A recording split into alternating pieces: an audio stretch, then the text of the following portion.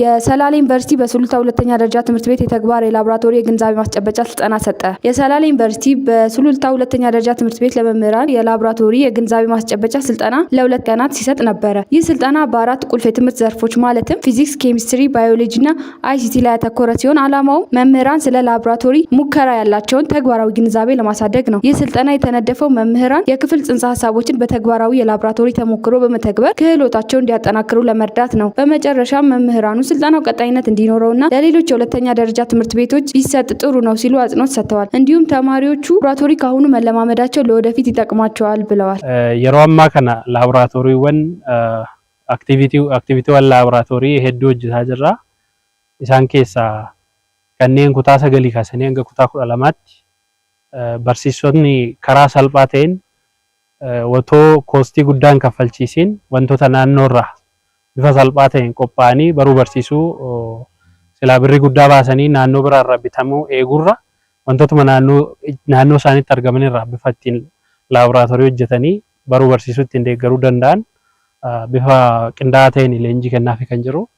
Barsiisonni dipaartimentii garaa garaati irraa dhufanii teeknishaal aseessaansii waliin ta'uudhaan dipaartimentoonni 4 tokkoffaan dipaartimentii baayoloojii, keemistirii, fiiziksii fi kompiitara saayinsii waliin ta'uudhaan leenjii guyyaa 2 turu guyyaa sanbataatii fi guyyaa dilbataa qulqullina barnootaa eegsisuu keessatti koominiitii sarviisii hojjechuu keessatti riisarchii hojjechuu keessatti gahee olaanaa qaba waan ta'eef nus kanuma ilaalchisuudhaan gahee keenya bahuu keessatti yuunivarsiitiin Salaalee maal hojjeta kan jedhu manneen barnoota godina Shawaa Kaabaa keessatti argaman Salaalee godina Shawaa Kaabaa keessatti argaman qulqullina barnootaa eegsisuuf hamma isaaf danda'ametti iddoo hundatti manneen barnootaa filatamoo ta'an irratti deemnee hojjechaa kan jirru ta'uu isaati agarsiisa.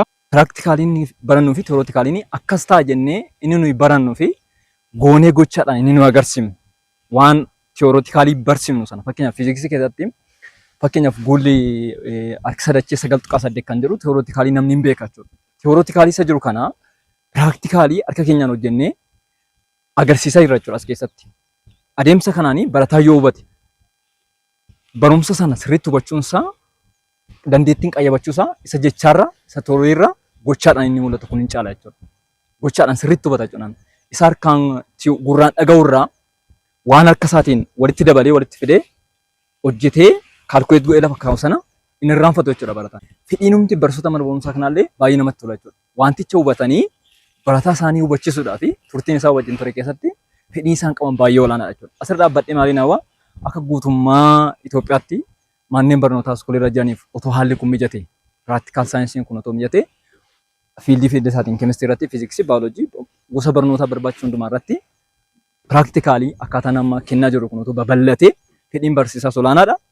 Bu'aan barataan irraa argatus olaanaadha jechuudha. Qormaatuma biyyoolessaa barataan kukkufaa jiru kanaaf illee milkaa'ummaa akka ta'uu fi wanti kun furmaata ta'a jedhee yaada jechuudha.